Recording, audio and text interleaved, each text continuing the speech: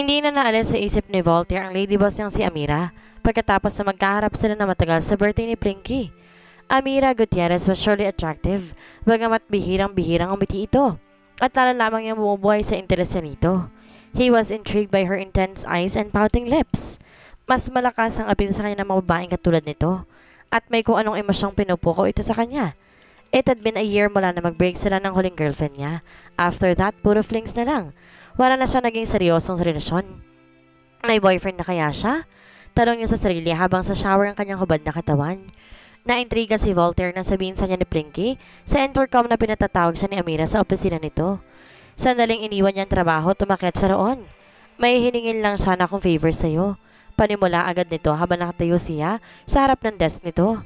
Anything, ma'am? Sabi niya. Pwede mo ba akong samahan tomorrow night? I need an escort.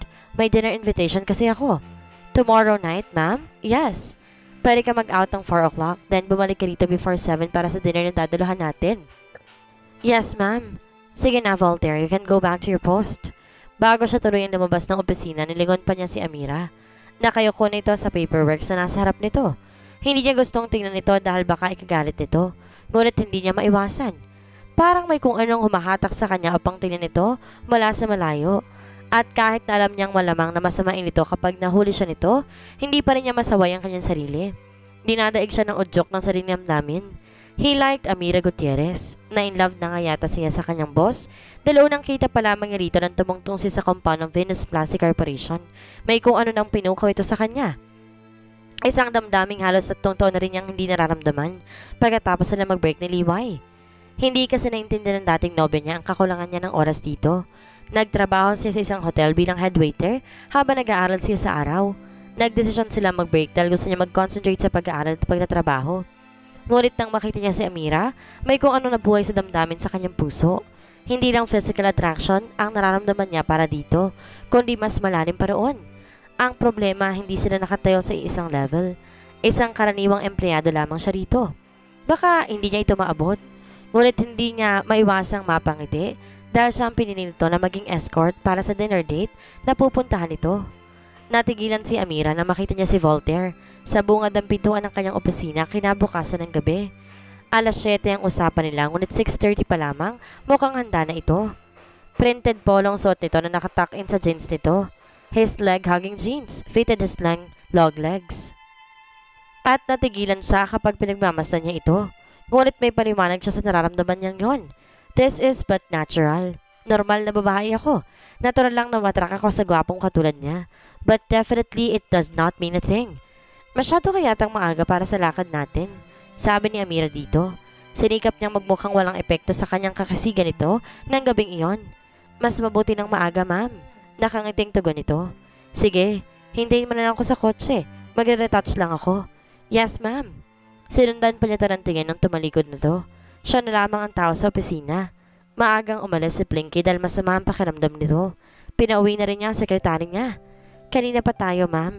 Tapos na nga tayong kumain, bakit wala pang kausap ninyo? Nagtatakang tanong ni Voltaire kay Amira. Nahigit kalahating oras na sila sa restaurant. Actually, wala naman akong ka-dinner. Pag-amin ng dalaga rito. Kumunot ang noon nito. I'm sorry kung kailangan ko magsinungaling sa iyo, Voltaire. Patuloy ni Amira matapos magpunas ng bibig. Tayo lang talagang magde-dinner. Hindi ko kasi alam kung paunlakan mo ko, kung diretso kitang iimbitan sa dinner na to. Napalitan ng pangiti ang pagkunot sa noon nito. At hindi niya napigilan na naging reaksyon ng kanyang puso dahil sa ngiting iyon. Sino naman ako para hindi kayo paunlukan, ma'am? Anito, it's an honor. Ang totoo niyan, matagal ko na rin gustong imbitahan kayo para sa isang dinner.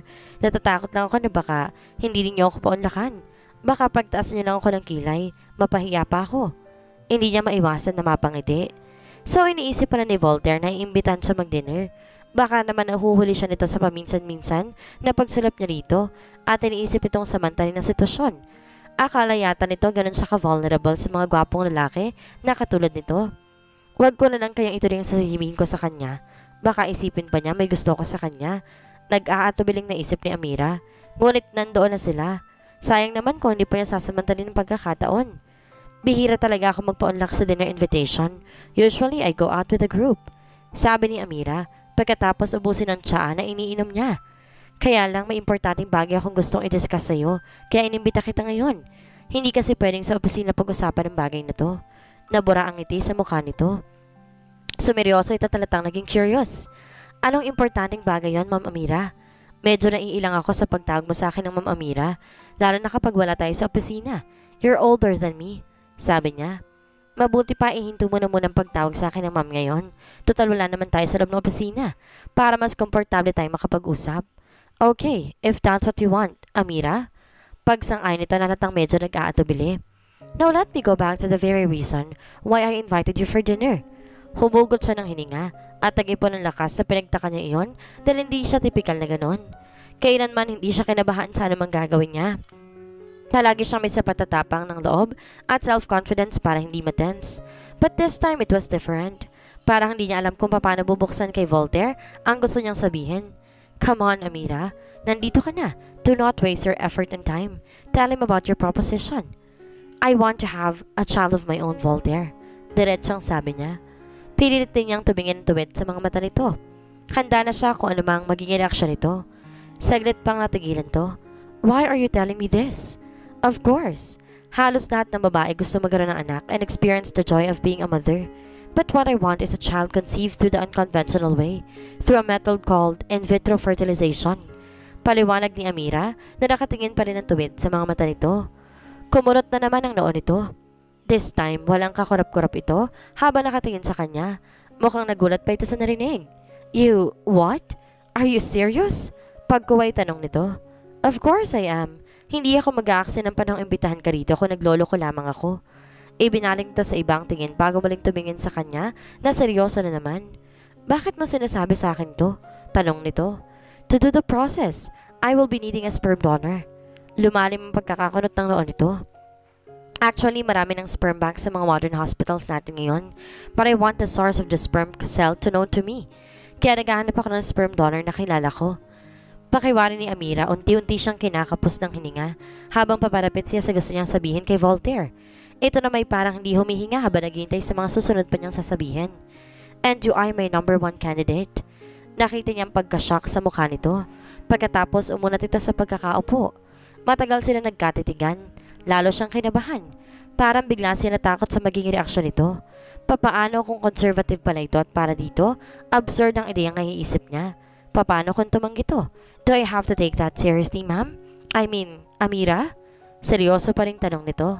Bakit sa tingin mo ba nagbibiro ako? Bahagyang naggalit-galitan siya. Natahimik ito. Sa tingin pa nga niya tumiim ang mga bagang nito. Man-hater ka ba? Pagkaway tanong nito. O lesbian? I'm sorry kung kailangan kong itanong to, pero naiintriga lang ako kung bakit naisip mong ideyang ito. I'm not a lesbian, excuse me. Asik ni Amira. Man-hater kung ganon. Hindi rin. Sabihin na lang nating gusto ko magkaanak na hindi makikipagrelasyon. Kahit physical relationship lang sa isang lalaki, ayoko. I don't need and I don't want a man in my life. I hope that explains everything.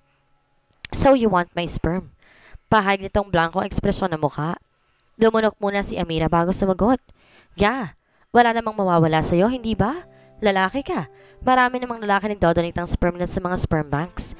In fact, sa states as Australia, ordinary thing na lamang yon. I still find the idea absurd. It's a gift of God para sa procreation. Dapat ginagamit iyon sa tamang paraan. Sa tamang paraan naman gagamitin yon. Magkakaroon ako ng anak. You will be doing me a great favor. Gift of procreation pa rin naman yon. Ngunit ang totoo kinakabahan siyang baka hindi niya mapapayag ito. Bakit ba ito pang napili niya? Okay, para mas maging madali siyang pagdedesisyon, sabi niya, I am going to pay you. How about 100,000 pesos? Nanlaki ang mga mata nito.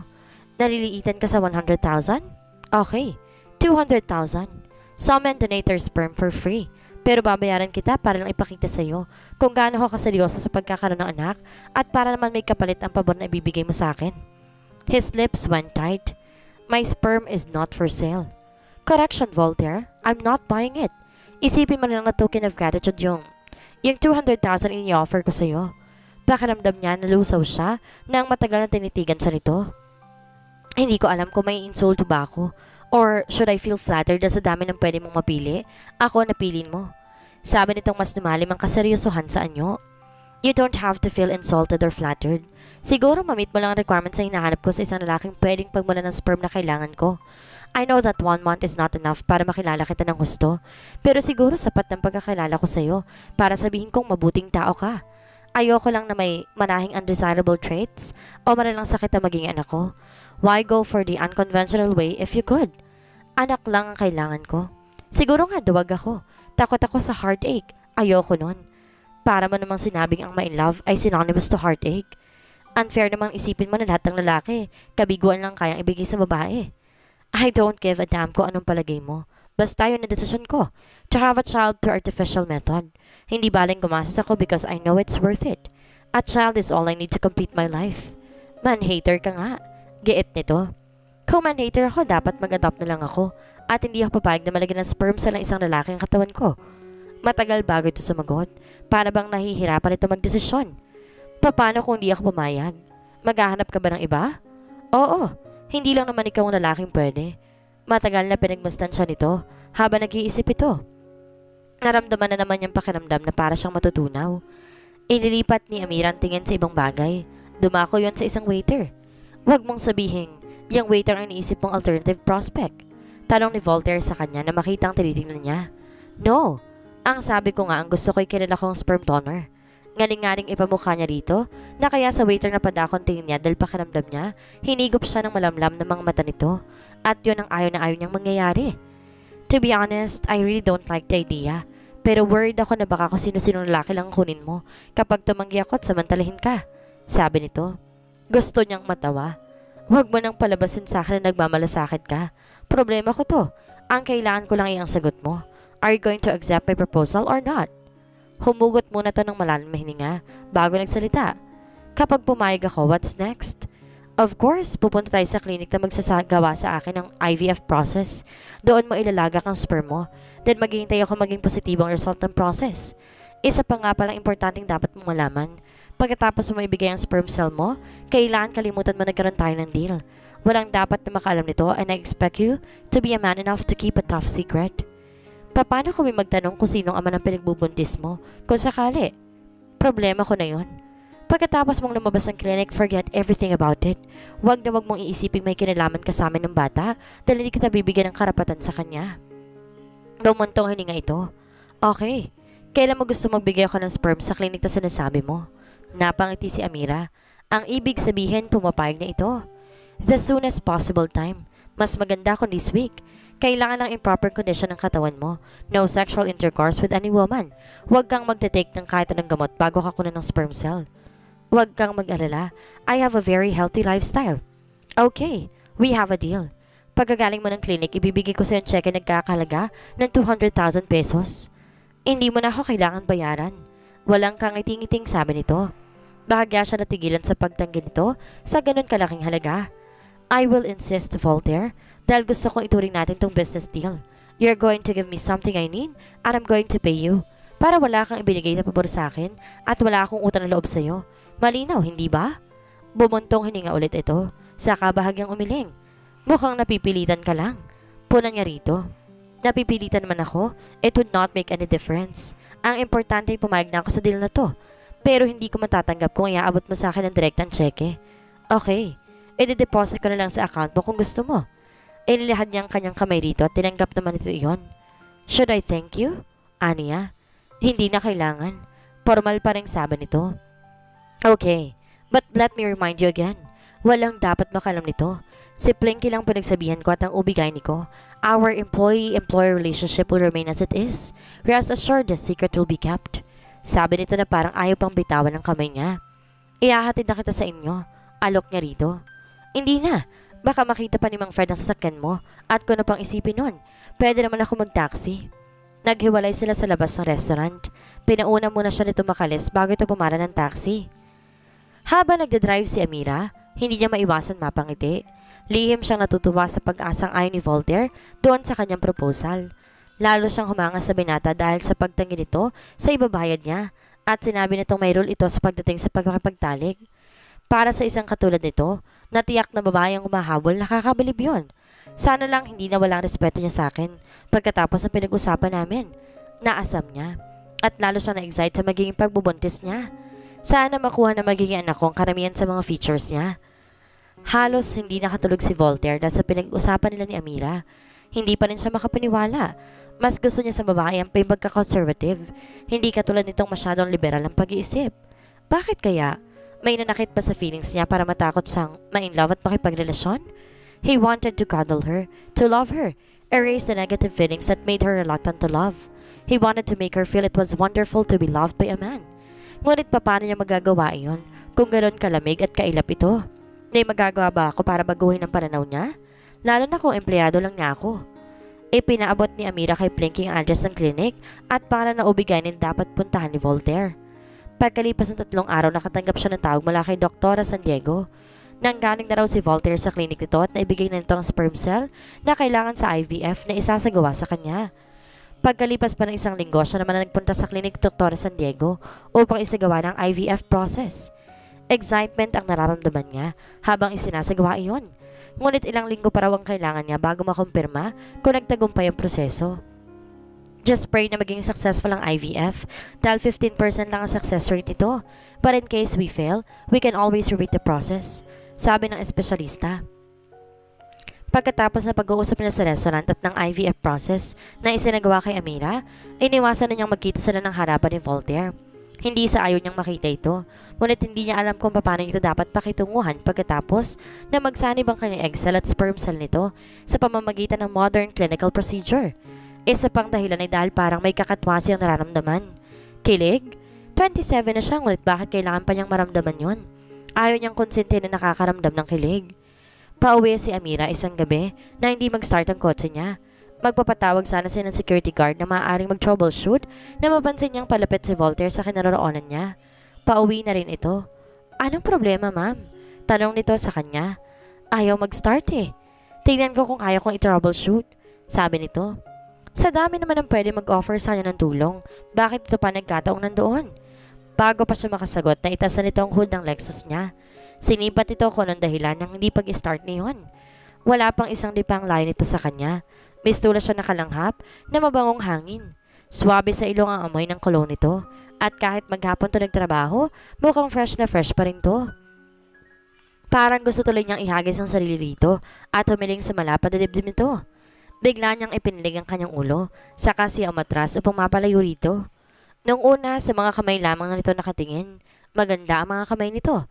They looked firm but soft. Ipinilig na naman niya ang kanyang ulo. Bakit ba? Kung ano nung iniisip niya habang nakatingin siya rito. Inalis ni Amira ang tingin sa mga kamay nito, ngunit nalipat lamang iyon sa katawan nito. He had a nice body, all lean.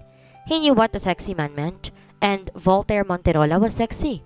Hindi siguro na ipakondisyon ni Mang Leo ito bago siya nag-leave. Sabi niya upang alisin ang pansin dito. Ang tinutukoy niya ang kanyang driver. Okay na to, ma'am. Na-disconnect lang palang alternator, sabi nito. Subukan yun ng start ulit. Bumalik si Amira sa kanyang kotse at in-start iyon. Nag-start na nga. Muli siyang bumaba. Thank you, sabi niya kay Voltaire. Don't mention it, ma'am. Sabi nito nakatas pang isang kamay. Dati ka bang mekaniko? Tanong niya rito.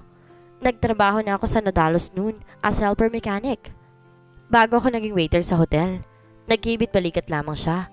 I gotta go. Paalam niya rito. Thanks again. Wala yun, ma'am. Nakangiting sabi nito. Oh God, please, no. Do not smile at me like that. Naidaing niya sa kanyang isip. Wala pala si Mang Leo, ma'am. Baka gusto niyo ipag-drive ko kayo. Pagpipresenta nito. Gusto niyang pumayag dahil parang gusto niyang kasama to. They could talk about so many things habang nasa daan sila. But on second thought, hindi pala dapat. Baka mapunta pa sa naging deal nilang usapan. At ayaw niyang mapag-usapan pa yon. Thank you na lang pero wag na. Sabi na lamang niya. Lumula na siya sa Lexus at iniwasan na niyang lingunin ito habang palabas ang sasakyan niya ng compound ng Venus Plastic. Ramdam kong gusto mong makalapit sa akin, Voltaire, but I won't give you the chance. Never. Baka may in love pa ako sa'yo.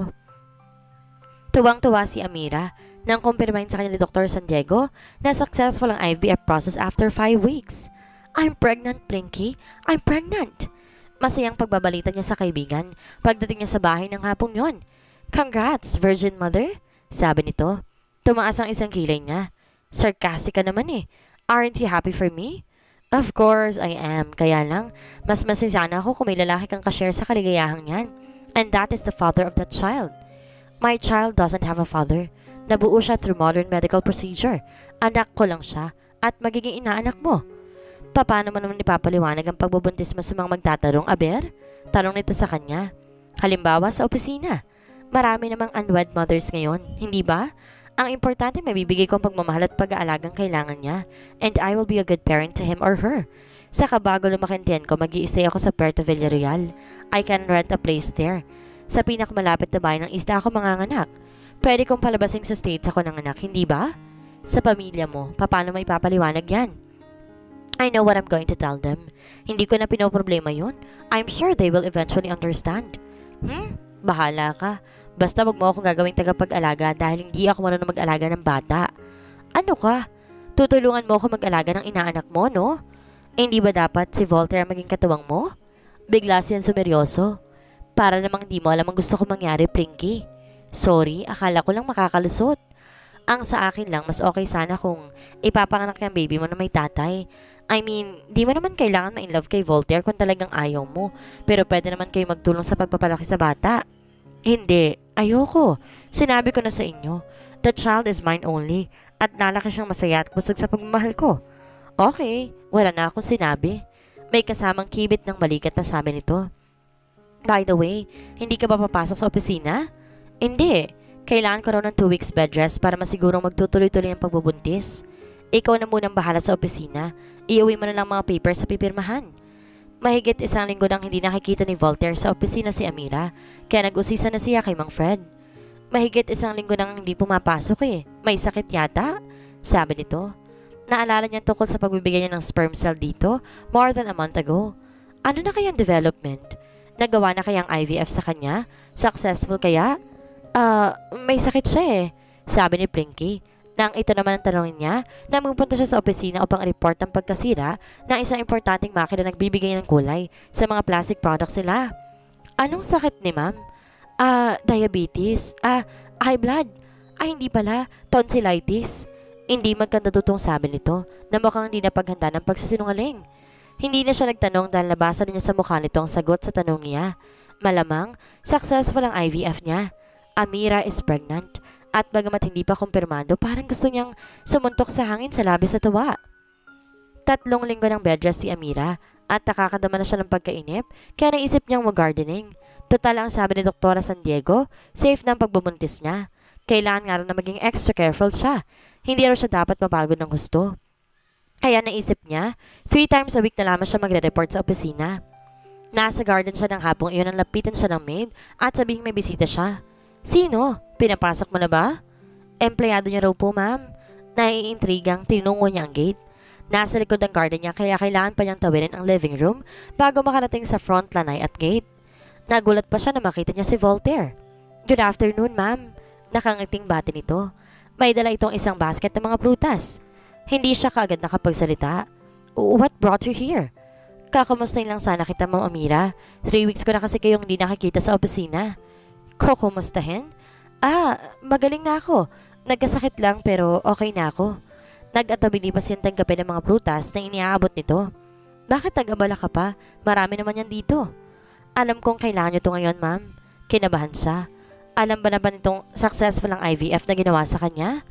Tama ba ang kutob kong successful ang IVF na pumarmal ang mukha niya? Bakit kailangan malaman mo pa? Putol ni Amira sa sinasabi nito. Hindi ba't malinaw sa usapan natin na pagkatapos mo maibigay ang kailangan ko, kakalimutan mo na nagkaroon tayo ng deal? Don't I have the right? You don't, dahil binayaran kita. Hindi ko ginalaw ang perang dinideposito mo.